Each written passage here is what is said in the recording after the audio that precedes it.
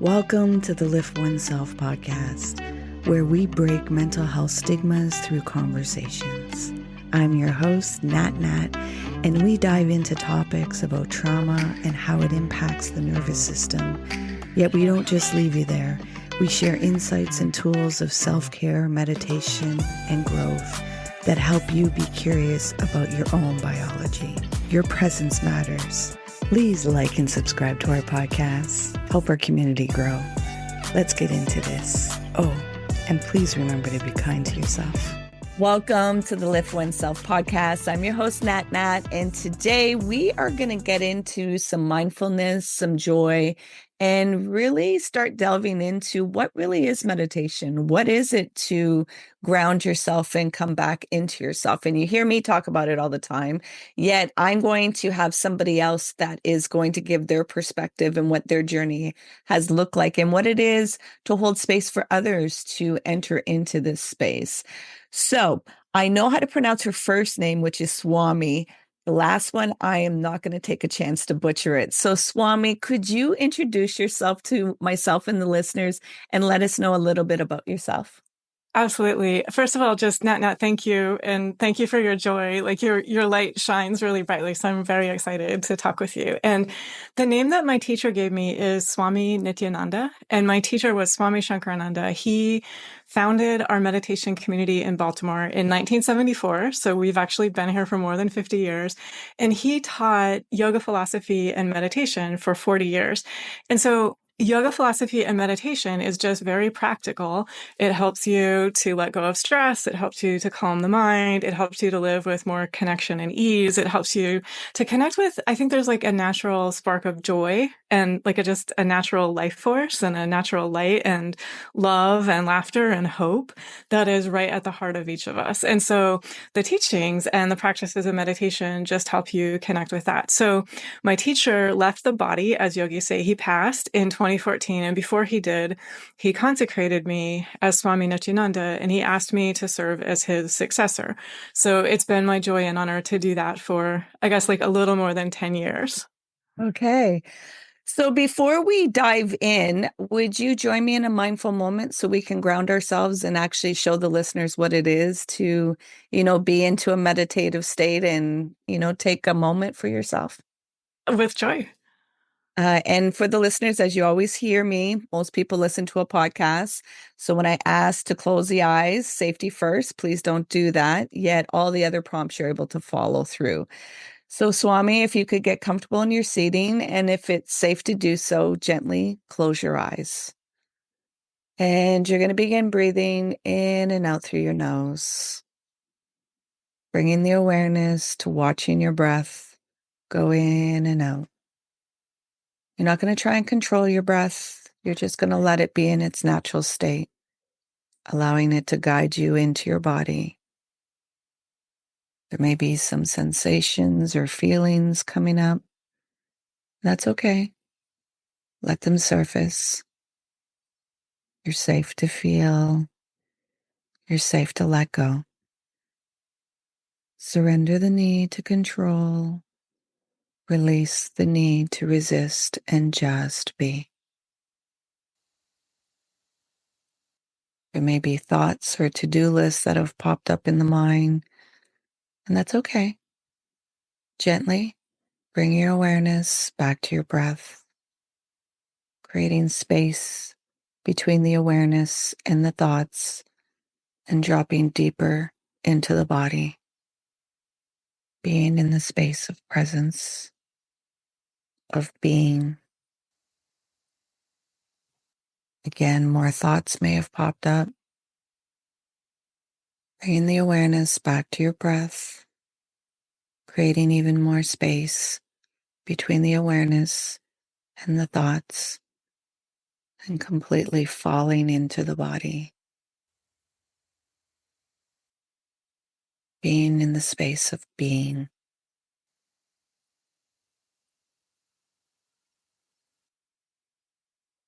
Whenever you may notice that the mind drifted, it's always beginning again, returning back to the breath.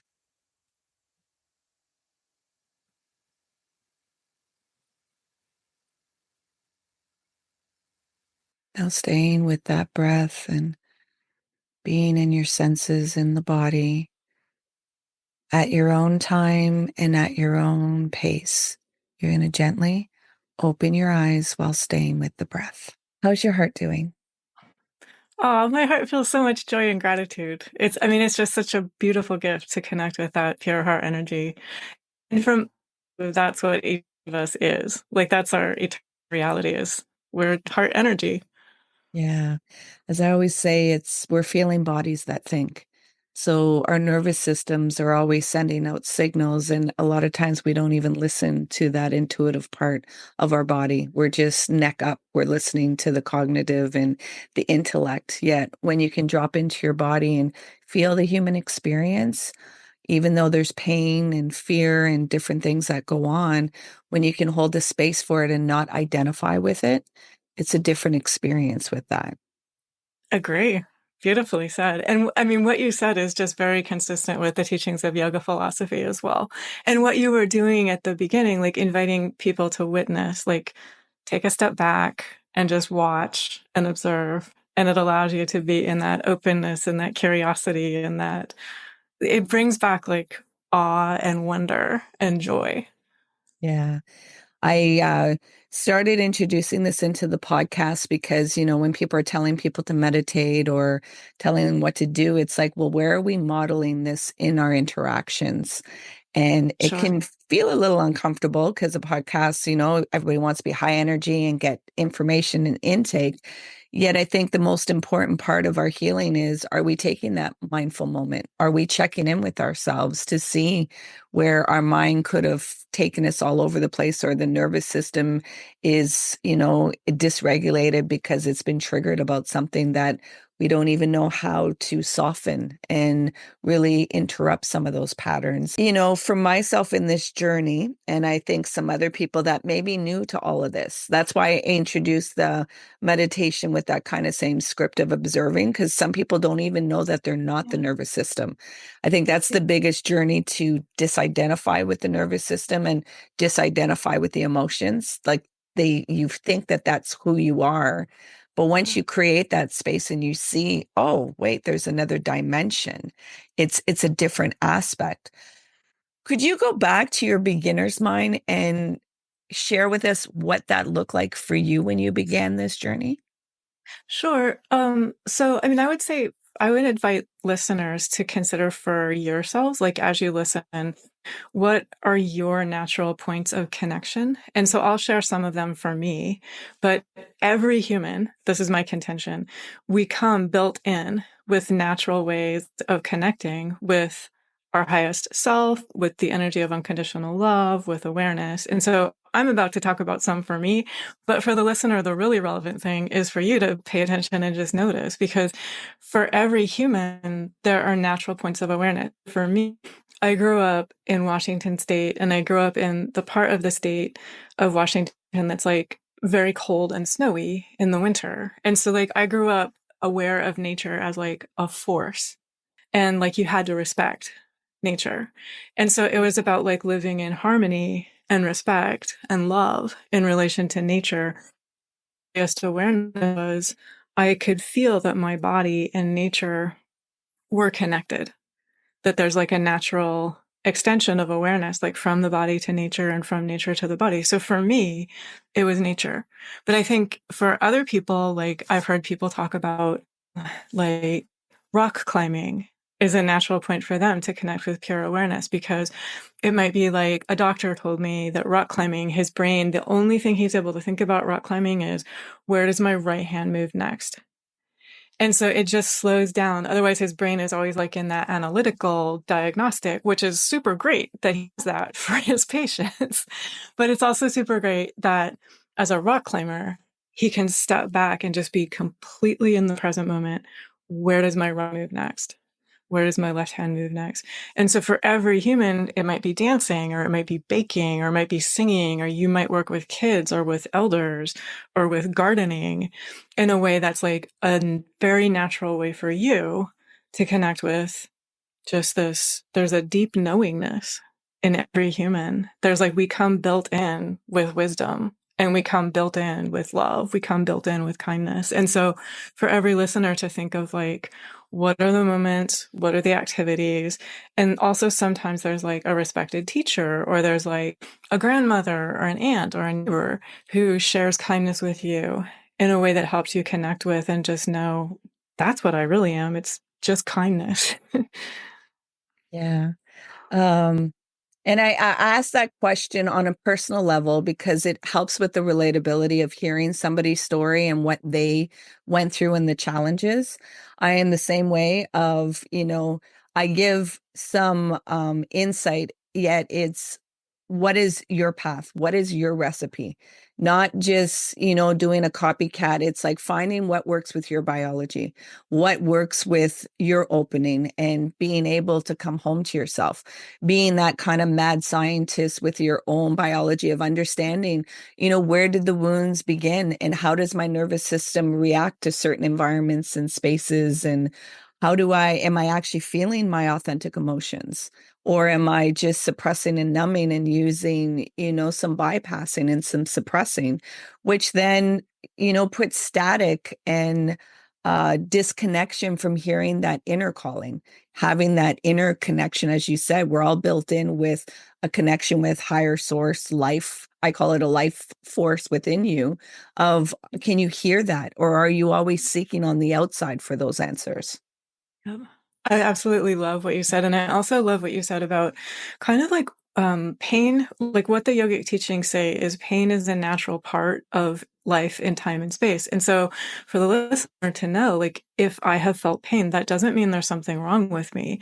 It means I'm a human. I'm here in a human body. I have a human heart. I have a human mind.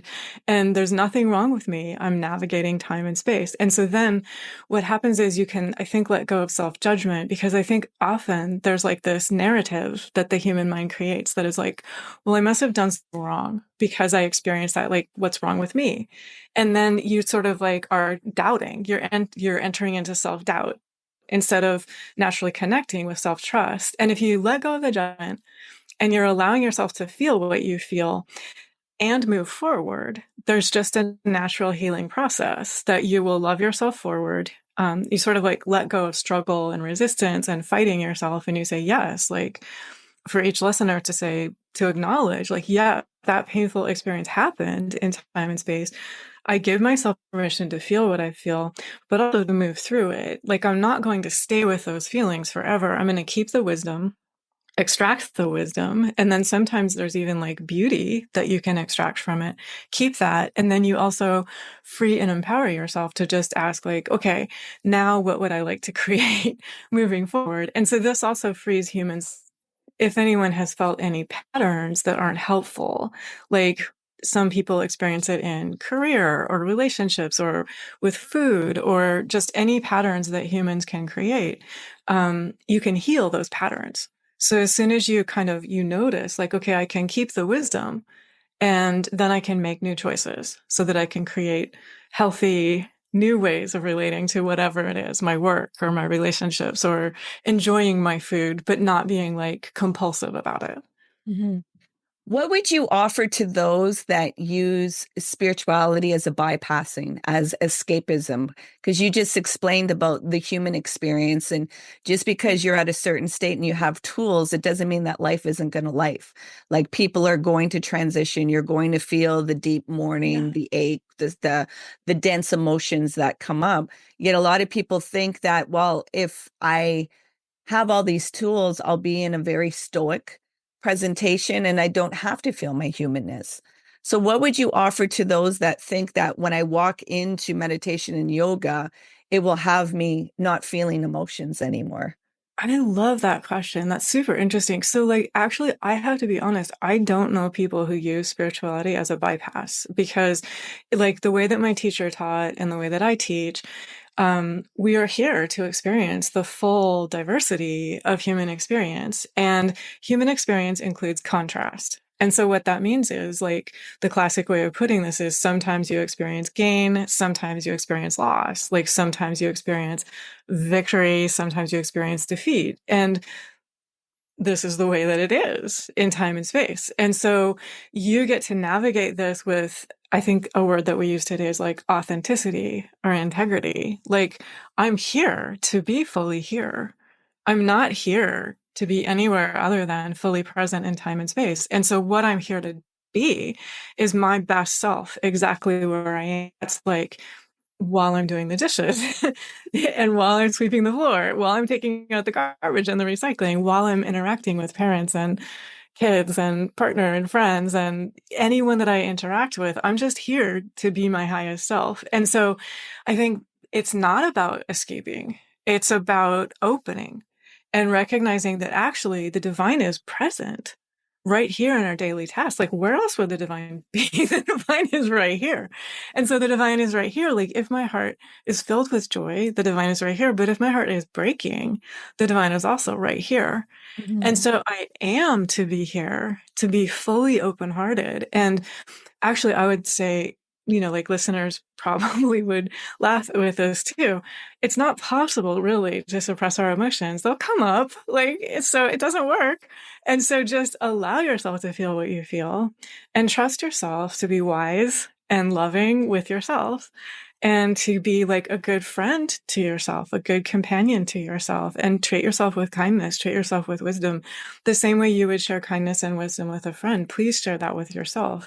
And then you'll be able to be with whatever you experience, but you'll also be comfortable whatever another human is experiencing. Like you'll be able to be with them in a really very present and respectful and responsive, non-judgmental way. Mhm.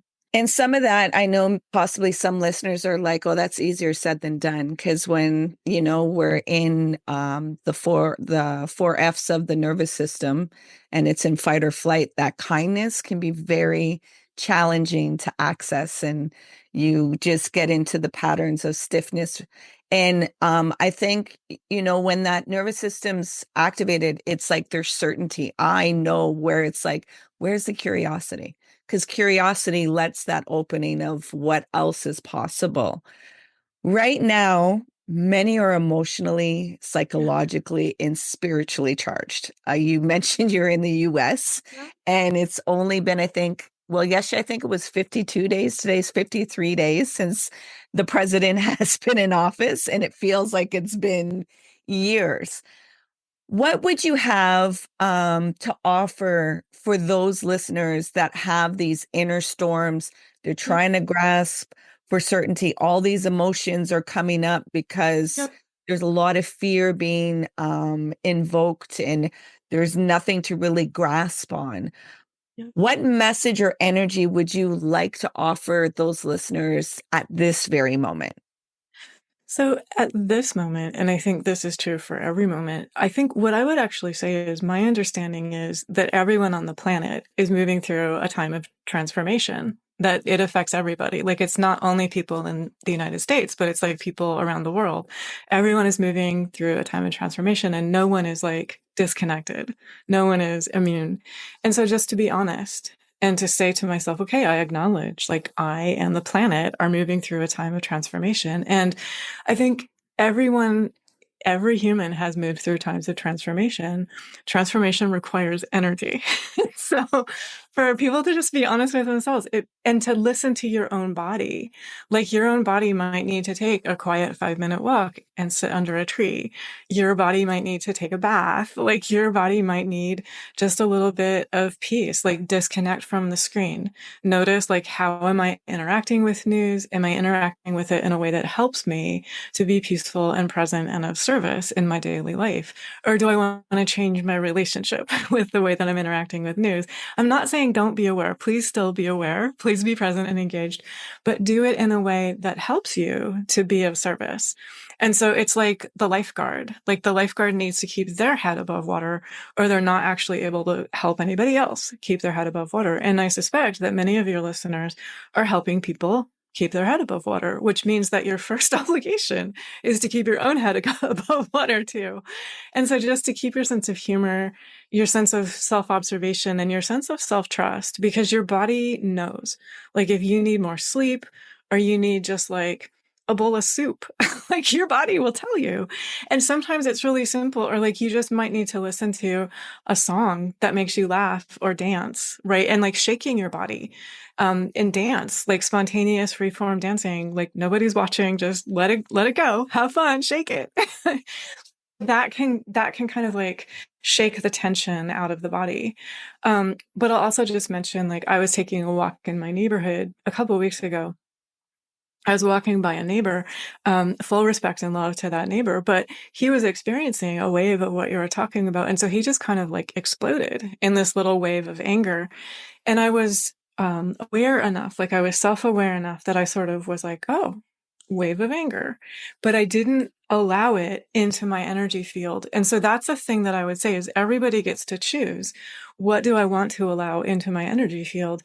And one of the yogic tips that I would share with people is the solar plexus is above the navel and it's below the rib cage. And if it's safe, as Nat said, you can put your hand there just to feel like above the navel, below the rib cage. And this is a place where if there's a strong wave of fear that is being expressed by someone, or there's a strong wave of anger or judgment or reactivity, know that you can place your hands here, you can place light here, and you can choose, you can say, I'm aware there is a wave of anger here, and I'm choosing to exercise sovereignty over my own energy field.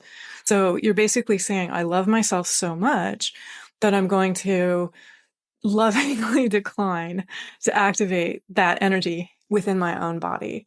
And so I would say that's a balance as well, because like listeners might like some changes, they might not like some other changes that happen in the world. And so just to know that you get to navigate like with respect and with clarity and with kindness and with integrity for yourself. Like, what are my thoughts in relation to what I'm observing? What are my words in relation to what I'm observing? What are my choices? I always get to choose that. I can't always choose this like larger landscape of change that the world is moving through, but I always can choose. I choose to keep my frequency high. I choose to stay open-hearted. I choose to be open to the highest good emerging. Like that doesn't mean I have to agree with everyone's behavior or everyone's thinking, but I still can say, I see that. And I'm open to what's deeper than that, that is the highest good. And so then what I'm doing is I'm moving in this energy of optimism, and that will be what comes to me. Like the highest good will be free to share itself with me in that way as I move through the waves of change. Another way that I think it's possible to put this is then I'm always allowing this inner wisdom to lead, right? Everyone comes with this heart wisdom, this knowing. And so for every listener, just to get quiet as much as you can and just listen within yourself. And everyone has their ways of connecting. And the heart, it will often just say things like peace, like love, laugh. And that just gives you this connection of this too will pass. And each of us gets to choose, like, what do I want to create? What do I want to build? What do I want to energize? At least in my own thoughts and my own words, my own speech, my own choices, my own energy field, I always have the ability to choose what I'm creating there. Mm-hmm. And as you so beautifully explained, just for the listeners to understand, you explain self-care, you explain boundaries, you explain what it is to always keep your cup full and allow what runneth over for the other people. Yet you have to take care of you first before going out. So, in a lot of religious or spiritual contexts, it's always, how can I be of service for others? Yet, how could you give them some information about using that, but making sure not to bypass their own human needs and emotions? Yeah. So, I mean, I think one of the simplest ways, I love what you said. I'm included in unconditional love. It's that simple. So so I'm here. I think you're here. I think everyone's here to share unconditional love. Like that's the way that I would put it. Another listener might say, I'm here to share light, or I'm here to share kindness, or I'm here to share wisdom, or I'm here to share inspiration, or whatever it is. I'm here to share beauty. But we're each here to share that, but I'm included in that. I think it's that simple. Like, so if you're here to share beauty, you're included in that beauty. You are the beauty. Like the true beauty that is sharing is you.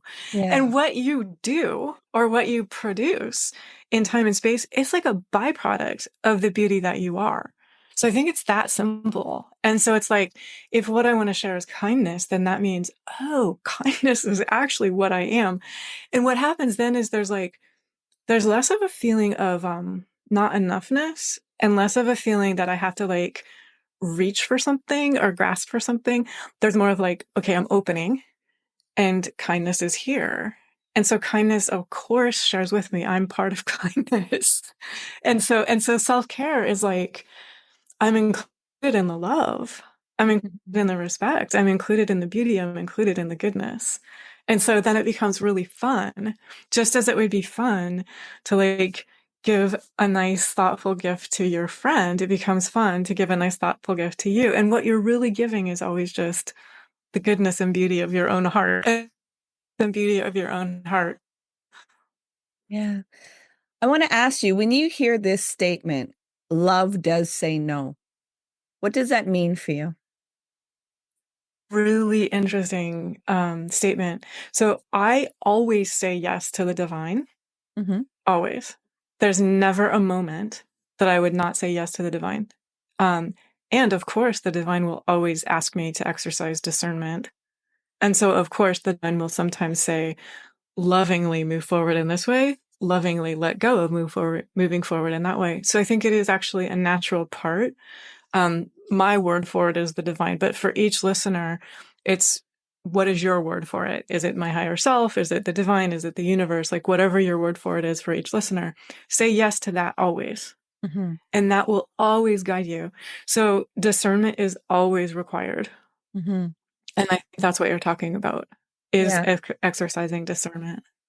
You see, the reason why I say love in that way, and I see where you're going inwardly, it's that some people will be in their wound and be saying yes to everybody else and not a yes for themselves. So having to say no to others without feeling like you're not being loving.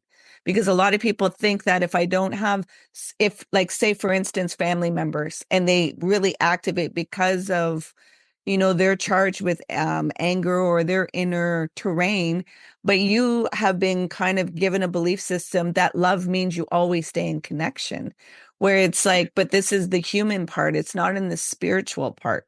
So I just kind of give that statement of love does say no, that loving can still be there. Yet it can, like, you're not to tolerate abuse. You're not to tolerate exhaustion to the point that you don't even know how to take care of yourself. Recognize that these are trauma responses, and it's actually fielding a lot of fear. Yet there has been a belief system that it's loving, and this is the way to be in love and having heart open. Would you be able to give some perspective on your views on that?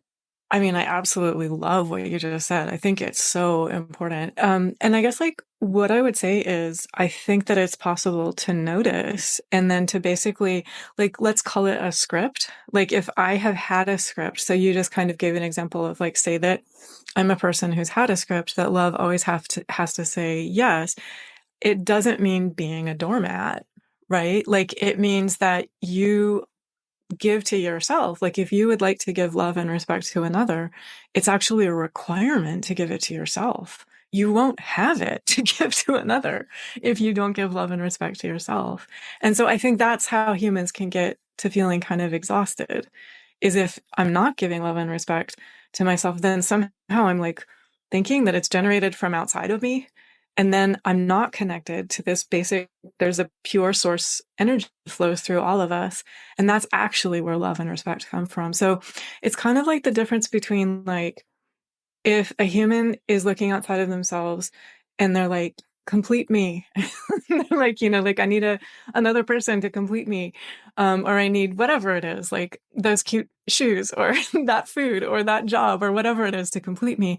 It won't actually work because Mhm. you're sort of like, I need that. I need that. And then what you're in is like that energy of I need that. I need that. I need that. And so the feeling of fulfillment is always being further pushed away from you. So the basic thing is to come from fulfillment, come from love, like come from completeness. And then you just have clarity. You're like, oh, actually, that person who thinks that I would be giving them unconditional love if I said yes to them always, that's not their highest good either. Mm-hmm. And so you're actually serving the highest good of the other as well as yourself if you come from fulfillment and completeness and you exercise that clarity and that discernment within yourself, and it will free that other person. You can't force another person to do anything, like everyone's got their free will, but it frees them to also realize clarity and unconditional love and healthy ways of relating to love within themselves as well. Yeah. Can you share a moment where your practice deepened because of a personal challenge? So I would actually say, like, one of the really challenging things that I moved through and that the community moved through was having my teacher leave the body, like he passed away. And so that was like hugely traumatic and grief inspiring for me and for everyone. And so I think like it's the same basic response that any human has when a loved one departs. Like there's a feeling of, I'm used to this person being here in the body. Like I'm used to receiving energy through them being in the body in a particular way. And then I would say, like, so of course, like I cried a lot when my teacher left the body. Of course, like that's natural. I also had a very deep heart knowing that my teacher's love and support is always here. And I would say that this is true for every human who has loved ones who are in the non-physical. The love and support of your loved ones, it's with you always, always. There's never a moment that you are separate from the love and support of your loved ones who are in the non-physical. And so what happens, and I'm not meaning to say that this is simple or easy, but what happens is we have the opportunity to expand our love and to expand our heart, to expand our connection so that it goes deeper than it was when the loved one was here in the physical. And so I would say that this is true for me, but I would say it's also true for everyone. And I talk to many, many humans who have this experience. Like it might be that like a person loves their mom very dearly and then their mom leaves the physical. And gradually, like it depends on the person how long this takes, but gradually they become aware, my mom's love and support is with me always. Mm-hmm. And so there's a way to be honest with yourself, as we've been talking about. Allow yourself to feel the grief. Like you cannot actually push it down. So allow yourself to feel it. And in my experience, when you allow yourself to feel the grief, it's more like a spring storm. So like spring storms blow through and then the air is like very clear and crisp.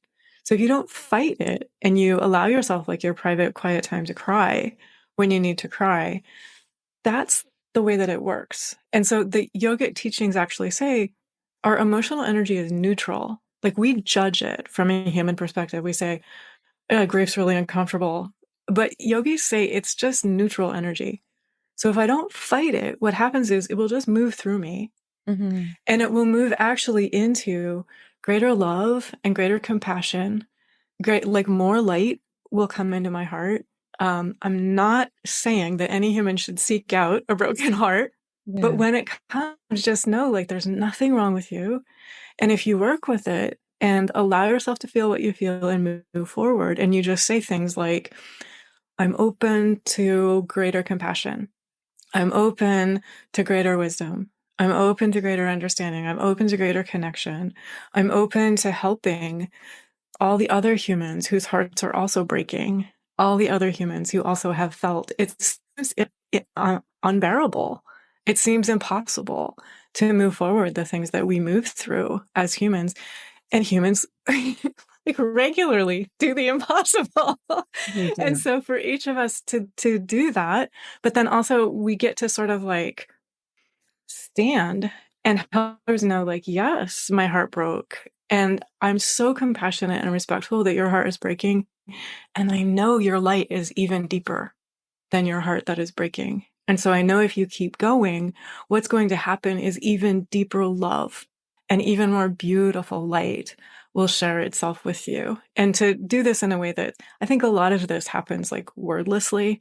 It's Mhm. just like you're holding your friend's hand, you're bringing your friend tea, whatever it is that you're bringing your Presence. friend. It's that But presence. yeah, just Hmm. being That with energy and that, wordlessly. yeah, and that Yeah. energy of being there. I want to ask, is there a mantra or a phrase or inner truth that's carrying you right now? I mean, one of the things that I've been just really loving is stillness. So just the simple word stillness. And so my understanding is that at the heart's core of each of us, that's what we are. There's just peace. There's just eternal love. There's just light. And so when I say the word stillness, that's what I feel. I feel that in me, which is unchanging. But I would also say that in me, which is unchanging, in that I'm one with all humans.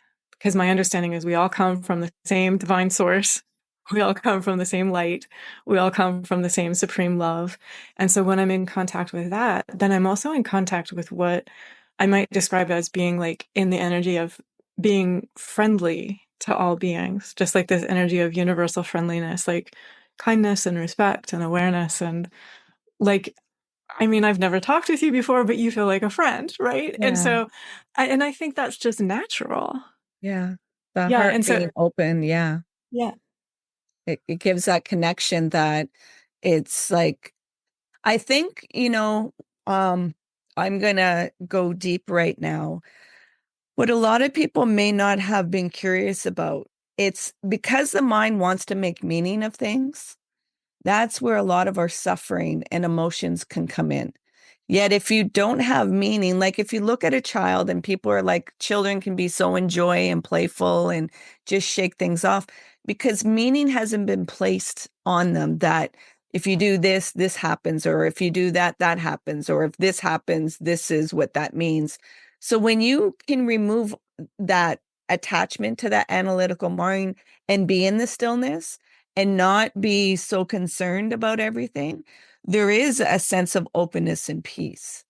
Yet when we're tethered to that making meaning, that's why, like, especially with grief, I think the most harmful thing sometimes that can be said to people. Well, I just came from a funeral a few weeks ago, and the pastor kept telling people that they shouldn't be mourning, that they should be in joy and that the person is finally in the a joyful place. I understood his messaging. Yet if people do not allow that mourning, that heartbreak, that sense of processing the disconnection of another nervous system not being there and really going into the spiritual, I call it the other side of love. There's a bit of bypassing and things that just ruminate and go on. I think another thing that is really hurtful is that when something tragic has happened or something violent, well, there's a reason why it happened, or there's something that's there where it's like if somebody's child was murdered and to tell them, well, there was a reason for it, it's like people don't need to hear that. yeah, It's just let them know in the power of, okay, this is a shitty thing that happened. The power that you have is not trying to get back the past. It's how are you going to choose to show up in this? How are you going to still be connected with yourself, although there's such dense heartache and pain and wrath and rage or whatever, is being invoked because of the experience? How do you still remain connected with yourself and work at opening your heart? Because when these, like you said, with your mentor transitioning, the heart closes. It's like there's pain. It's like, oh, yet it's the work of opening back up that heart and allowing that humanness to pass through of the integration of it. Does any of that make sense to you? I really, really love what you said. And I mean, I think what you're saying is so important for humans. Like, so are you there? Yeah. Okay. I thought maybe I had frozen for a second. Okay, perfect. I think So, for example, I remember years ago someone receiving a difficult diagnosis. And one of the things that I said to them is don't ask why, because the human mind can be like, was it something that's wrong with my consciousness? Like, did I think a wrong thought? And so somehow I brought this. What that does is it creates a split between myself and caring for myself and being here right now. So I think like for a human, if you receive a difficult diagnosis, or like you gave the horrific example of like if your child leaves the body or something violent happens to your child or to you, to let go of asking why, because there's implicitly a blame or judgment that can easily arise with that question. So let go of blame and let go of judgment and just say, I love myself. I mean, I think honestly, that's the most important thing we can do is just to say, oh my gosh, this happened. I love myself. And as many times as it takes, like you might be saying it if you're moving through the raw, uh, really just like when you feel like your nerve endings are just like on fire, you're moving through that raw part of it. Like you might say it 40,000 times a day to yourself, just like, I love myself. I love myself. As many times as it takes, say it. And what happens is as you're peaceful with yourself and as you're present with yourself, I've heard you talk about the nervous system a lot. And another part of our anatomy that's helpful to talk about, I think, is the amygdala. So like the fear-based part of the brain. And that part of the brain activates sooner than the conscious awareness part of the brain. And so just for every listener to know, if you experience a wave of fear, just take one breath. That's all it takes. Take one breath and connect with the conscious awareness part of your brain, which is more connected with like long-term memory and solutions and different possibilities and different options. So if you're navigating from the fear-based part of your brain, you're actually like closing down options and possibilities. And that's where like reactivity, like lashing out comes from, and like self-judgment, like thinking, oh, there's something wrong with me because this happened in my relationship, or this happened with my child, or this happened, I got this diagnosis. Nothing wrong with you from my perspective. Every soul is perfect, always. And there are human experiences we have. And I think from a soul's perspective, the soul looks upon our human experiences differently than our human self does. So I can give like a very practical example. Like I know of someone who was physically robust and healthy and active, very handsome and attractive the first 29 years of his life. And then he had an automobile collision. He was in a severe coma. And then he was physically and mentally handicapped for the next 41 years of his life. From the soul's perspective, the first 29 years of the life are not better than the next 41 years of the life. You're learning different things if you're navigating time and space from this like really robust, handsome, muscular male body for the first 29 years of your life. You're learning different things if you're navigating from a handicapped body and a handicapped mind for the second part of your life. So I think from the soul's perspective, it's like I was learning the whole way through. Exactly. It wasn't that one was right. It wasn't that the other was wrong. It was, what are the soul lessons that I was gaining from that? And what happens then is like, there's just no judgment, right? Because I think implicitly sometimes there's also, it can be a human thing to judge other people, to think, oh, if they got this diagnosis, like, what's up with them? Like, what bad karma do they have? Or like, what fault in their consciousness do they have? So I would just say, drop all of that for yourself, but also for others, and just say, here I am, like, how can I be loving and present and kind with myself? And how can I be loving and present and kind with the other? And to just keep in mind that, ask yourself, for all listeners, like, ask yourself, what's my soul's perspective on this? Because your soul is going to have a very different perspective than your human self does, chances are, in terms of the difficult experiences that we go through in time and space. Yeah. What kept ringing in my mind when you were talking is a Christian verse. You're in it, but you're not of it. You're in the world, but you're not of the world. So really understanding, we get tethered, like I said, that brain making meaning. And, if you have great physique and you have the beauty, that equals safety because people are adoring you and there's attention, and that makes that nervous system and human experience feel valued and important and a purpose, where it's like, if you keep grasping on the external of you and not just be with your life force, you'll never get the full part of living and feeling the divinity, higher source, whatever name you call that, really feeling the full abundance of that internally, that it's not anything externally that will feed that. Like, you have to be whole with a W just within you. But if you keep grasping, like you had mentioned earlier on, at, materialistic things or people to complete you, those are holes with an H, and they're like black pits that will never be filled, because it's your responsibility to remember to sit in that space of awareness that you are already whole. Even if these dense emotions come up, and it's challenging when they come up and the mind is doing a storm and everything else, like suicidal ideation and depression and all these things are real things that people navigate through. Yet it's in the space of, okay, where's the honesty and where is the light in there? Because if you're seeing dark, you're just forgetting that you're the light. You're that light of awareness, but you just haven't connected with it because you've othered yourself out of the space, not recognizing you're part of the space.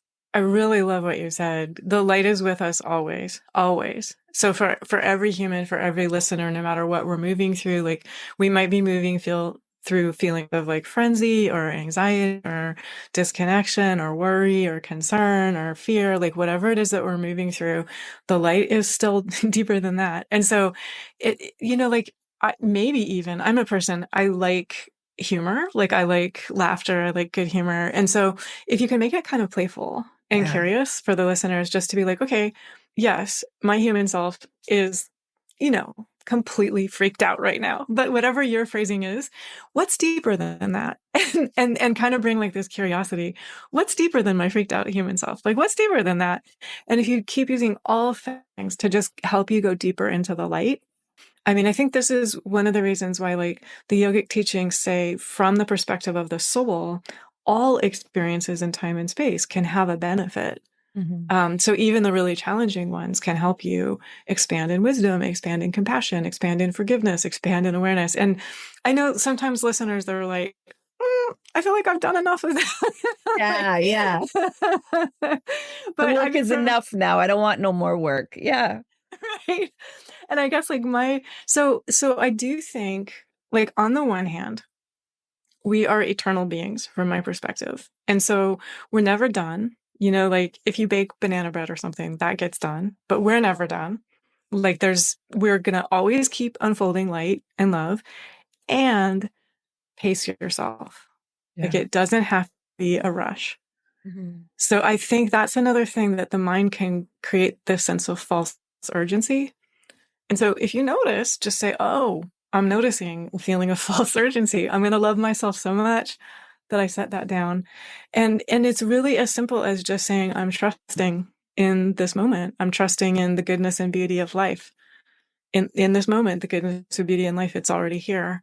And so then what happens is, I'm trusting in the goodness of beauty in life in this moment. Then what happens is, I'm open to the goodness and beauty of life in the future as well. But if I'm staying in the energy of whatever it is, frenzy or worry, then I'm actually creating frenzy and worry for the future too. And so this is where, like, in the now, that's my point of creation. For every human, it's in the now. That's my point of creation. So I don't have to actually wait for anything outside of me to change.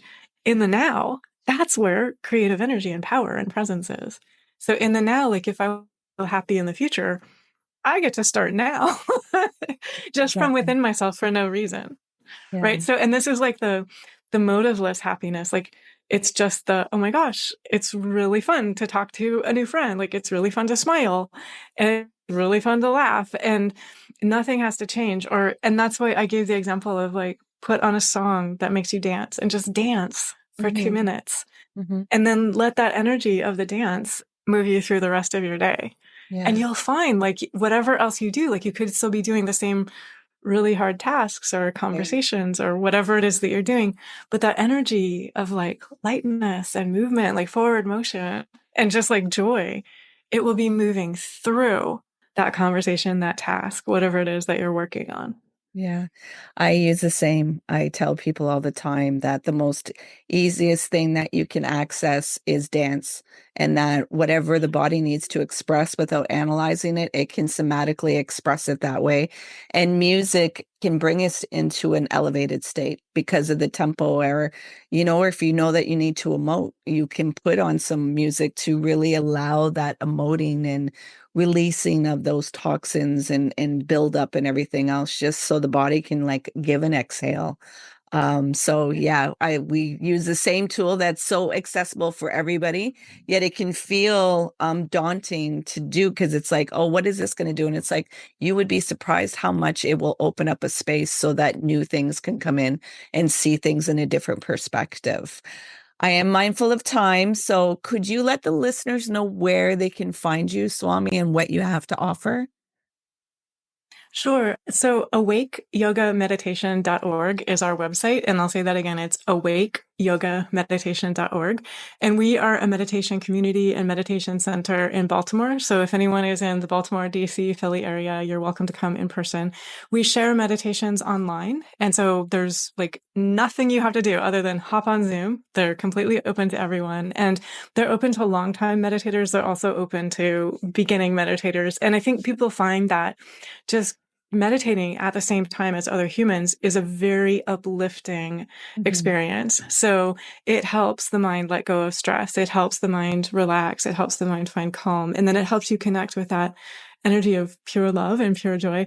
Like someone said to me recently, they were like, I came here thinking that I would learn techniques to calm my mind, and my heart got blown wide open. And so it's really, you're just always connecting with your own heart. I mean, that's the basic truth. And so we just have a lot of teachings. They're open to people from all backgrounds. We do share teachings on YouTube and Substack. And so if you would like our free newsletter, you're welcome to subscribe on Substack. We're also on the socials as well. Okay. What is one intention you would like to leave the listeners, especially somebody that's listening in right now, just connecting in your heart to speak into that heart? I would say love life totally. I would say love life totally. Like just exactly as it is, love life totally. Like nothing has to change. Love your life totally. Love the light within you totally. And then when you connect with that total love, like that's the energy. We were calling it the source. We were calling it like pure creativity. It's the energy of pure potentiality. And we are each completely connected always. So I know that humanly we can feel lonely. We can feel confused, we can feel disconnected. But the reality is that we're always connected to wisdom. We're always connected to support. We're always connected to light. We're always connected to pure love. And so meditation just helps you see what's real, and it helps you let go of like the confusion, the illusion, the judgment. Like humans can create confusion. And so just practice discernment and keep seeing reality clearly, like keep looking deeper than human confusion, and you'll connect back into that awareness. And so I would also like, Nat, you said throughout the time today, but you were talking about there's an embodied wisdom. So the body carries wisdom. And so for each listener to just trust yourself and listen to your body and just notice, like when I dance, if I give myself the gift of dancing, free form dance, it doesn't have to be fancy. And all you have to do is like move to the left and the right and front and back. How do I feel later? Just to practice self-observation, and then to notice, oh, I actually do at my fingertips, just dancing for 2 minutes will shift my energy.